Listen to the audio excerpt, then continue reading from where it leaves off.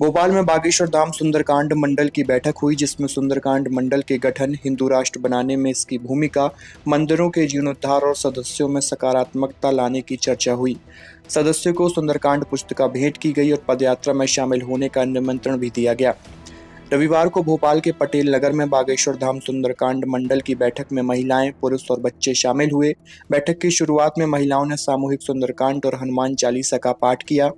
सभी ने बैठक में उपस्थित बागेश्वर धाम सुंदरकांड मंडल समिति के सदस्य सुंदर रैकवार से बागेश्वर धाम सरकार द्वारा चलाए जा रहे मानव कल्याण के लिए विभिन्न परियोजनाएं और भारतवर्ष में स्थापित किए जा रहे सुंदरकांड मंडलों के बारे में जानकारी ली।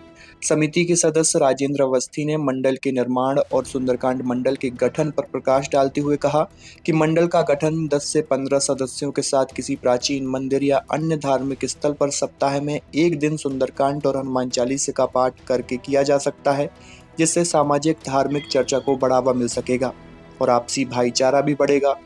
सभी उपस्थित सदस्यों को बागेश्वर महाराज जी की द्वितीय पदयात्रा, जो दिल्ली से मथुरा तक 7 नवंबर से 16 नवंबर 2025 तक आयोजित की जाएगी, इसके बारे में जानकारी दी गई और इस यात्रा में शामिल होने का निमंत्रण भी सौंपा गया।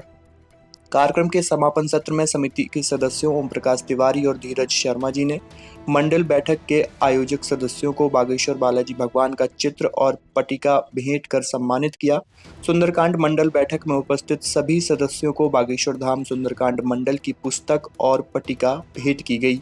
साझा की है। मंडल का गठन कोई बड़ी प्रक्रिया नहीं है।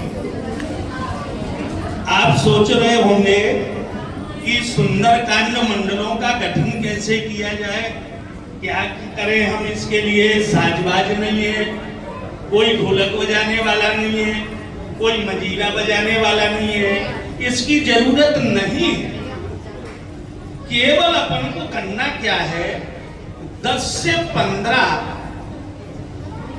हमारी जो माताएं बैठी हैं, वो 10 से 15 माताएं इकट्ठी होकर के और एक जगह इकट्ठी हो जाए और अपना हनुमान चालीसा का या सुंदरकांड का पाठ करें।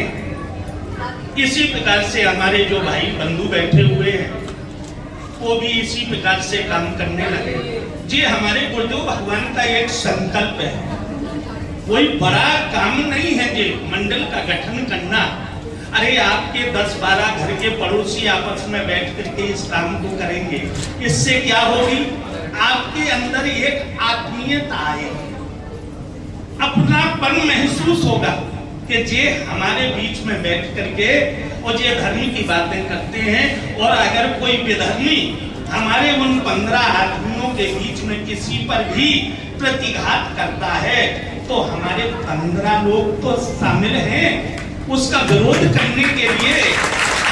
मात्र मंडल का गठन इसलिए जरूरी है। दूसरा, हमारा गुरुदेव का जो संकल्प है, जिसके लिए हम लोग आए हैं, कि 7 नवंबर से लेकर के और जो 16 नवंबर तक की गुरुदेव भगवान की पद यात्रा है, उसमें हम आपका समर्थन चाहते हैं।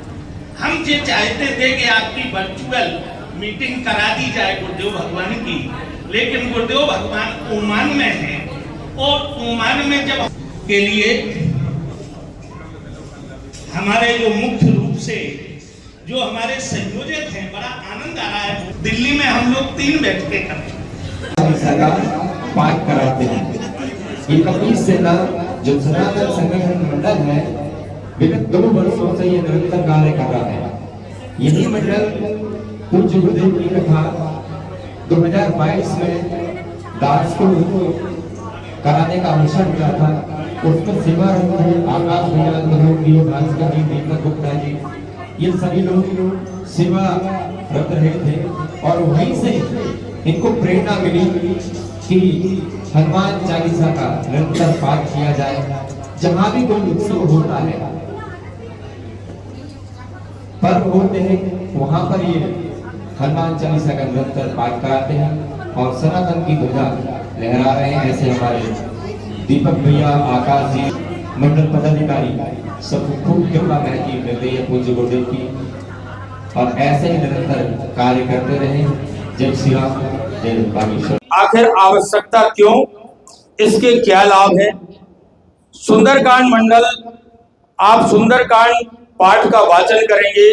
प्रभु श्री राम भगवान का जिस तरह से रामायण काल में ये सुंदरकांड है, भगवान हनुमान जी ने प्रभु श्री रामचंद्र जी की कैसे सहायता की, ये तमाम चीजें उसमें उल्लेख है। सुंदरकांड मंडल बनाने का उद्देश्य गुरुदेव भगवान का यही है। आज गली गली में, घर घर में, गांव में, शहरों में तमाम प्रकार के दुर्व्यवहार, गंदा वातावरण, ये सब जो जिस तरह से चल रहा है, खासकर हमारे सनातन हिंदुओं को प्रदूषित करने का एक कुप्रसिद्ध प्रयास है अन्य शक्तियों द्वारा। इसको दूर करने के लिए हमें सुंदरकांड पाठ का करना बहुत आवश्यक है।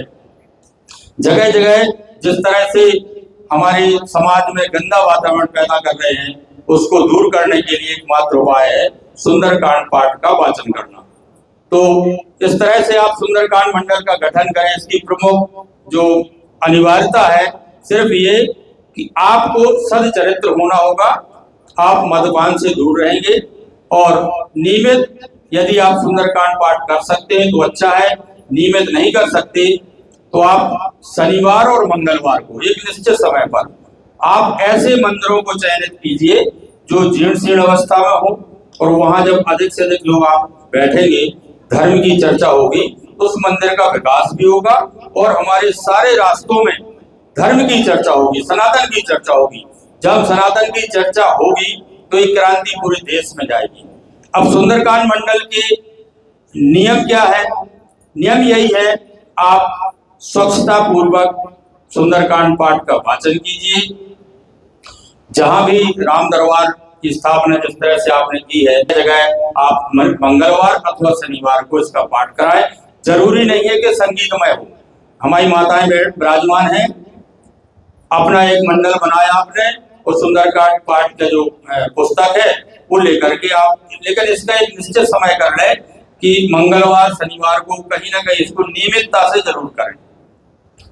अब इसके परिणाम क्या है? हमारे बीच तमाम नकारात्मक शक्तियां हैं।